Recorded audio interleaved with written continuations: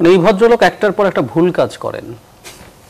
মানে উনি একটা তো ক্লু দিয়ে দিলেন, মানে এই সরকার নির্বাচন পণ্ড করার, মানে ডক্টর ইউনূস যদি না থাকেন, সরে যান, তাহলে লম্বা সময়ের জন্য খালি নির্বাচন তো না, দেশ আনসার্টেইন অবস্থায় ঢুকে যাবে এবং একটা আননোন টেরাইনে যাওয়ার ঝুঁকি আছে। মানে অনেকে হিসাব করে তার মতো। একটা উদাহরণ দিই, ১/১১ আমাদের আন্দোলনের ফসল, শেখ হাসিনা বলেছিলেন না, বলেছিলেন ১/১১ হলো। শেষ পর্যন্ত শেখ হাসিনার সাথে তারা নেগোশিয়েট করেছে। আমরা অনেকে বলি ১/১১ হয়েছিল আওয়ামী লীগকে ক্ষমতা দেওয়ার জন্য, একেবারে ভুল কথা। আমরা ওই সময় খুব মনোযোগ দিয়ে এগুলো ফলো করছি। ১/১১ হয়েছিল -2 করার জন্য। আচ্ছা, -2 করার জন্যই চেষ্টা হয়েছে, শেখ হাসিনাকে ফেলে দেওয়ার চেষ্টা হয়েছিল। পরে যখন ফেল করলো, তারপর তারা হাসিনার সাথে নেগোশিয়েট করেছে। আমি কিন্তু এখানে প্রায় দেখি ১/১১কে একটা মিস ইন্টারপ্রিট করা হয়। তো শেখ হাসিনার আন্দোলনের ফসল তাকে ধরে টান দিয়েছে। তো সুতরাং আমরা এমন একটা আননোন টেরাইনে যেতে চাই, এটা ঠিক না। ডক্টর ইউনূসের এই সরকার কি সব পরিস্থিতিতে প্রেক্ষাপটে দায়িত্ব দিয়েছে আমরা জানি, তারপরও যতটুকু পারফর্ম করার কথা ছিল করে নাই, ফুল স্টপ। আমি মনে করি, আজকে ওই আলোচনায় ঢুকছি না। ওকে, কিন্তু উনি যদি সরে যান, বিশেষ করে ওনার এই যে সবার উপর একটা ছাতার মতো আছেন গ্লোবালি, এটা খুব জরুরি। আমাদের কিন্তু এখন নানান খেলোয়াড়রা খেলার চেষ্টা করবে, ভারতও মাঠে নামবে। ডক্টর ইউনূসের সব ব্যর্থতা আমি ক্ষমা করে দেই, উনি যদি 5 তারিখ দায়িত্ব না নিতেন, ভারত বাংলাদেশে কি পরিমাণ ঝামেলা করত আমরা আসলে ধারণাও করতে পারি না।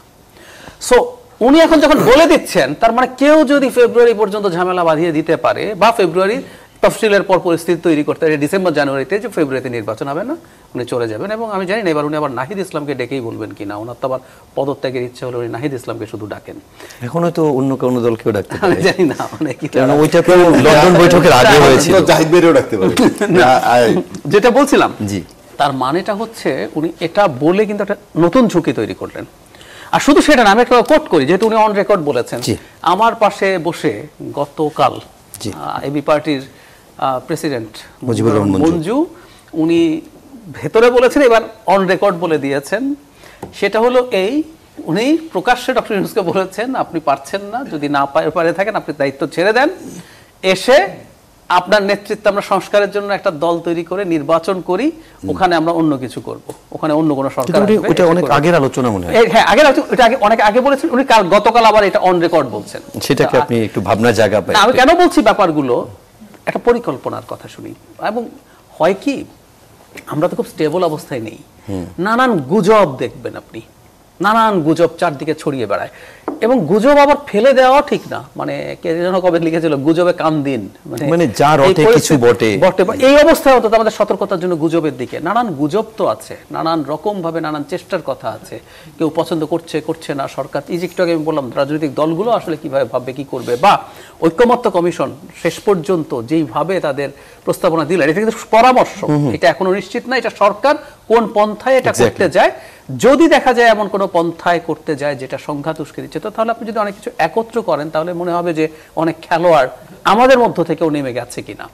সেই কারণে বলছি, এবং এরপর যদি আপনি এটাকে ফেব্রুয়ারিটুকু ঠেকিয়ে দিতে পারেন, উনি যদি চলে যান, খুবই সম্ভাবনা আছে উনি চলে যাবেন। আমি অন্যান্য তার ক্লোজ অনেকের কাছে জানি উনি খুবই বিরক্ত আছেন, এবং উনি যদি থাকেন, এবং ওনার খুবই অন্যায় হবে এটা, কিন্তু উনি চলে যেতেই পারেন। সেটা যদি হয় তাহলে আমরা প্রবলেমে পড়বো, এবং এটা বলার মাধ্যমে উনি আসলে জানিয়ে দিলেন কি করতে হবে। এটা খুবই দুঃখজনক। চলে যাবেন মানে কি, সেটা যদি কোনো কারণে ফেব্রুয়ারিতে নির্বাচন না হয় সেক্ষেত্রে? আচ্ছা, না, এটা একটু বলি, এটা কোত্থেকে এসছে। এই সময় পত্রিকার সাথে মির্জা ফখরুল ইসলাম আলমগীর একটা ইন্টারভিউ দিয়েছিলেন, সেটাই জামাতের নেগোসিয়েশনের ব্যাপারটা তিনি অস্বীকার করেছেন, কিন্তু ওর মধ্যে আরো অনেক কিছু ছিল। এর মধ্যে এটা ছিল যে ফেব্রুয়ারিতে নির্বাচন, ফেব্রুয়ারি, এটা উনি ওই যে জাতীয় পার্টি ওই সময় যখন ডেকেছে তখন, এবং অন্যান্য দলও শুনেছে, আমি আর দু একটা দল প্রতিনিধিদের সাথে ওনাদের সাথে একই কথা বলেছে, সম্ভবত মঞ্জু ভাই একই কথা বলেছেন, যে উনি এই কথাটা ক্লিয়ারলি বলেছেন।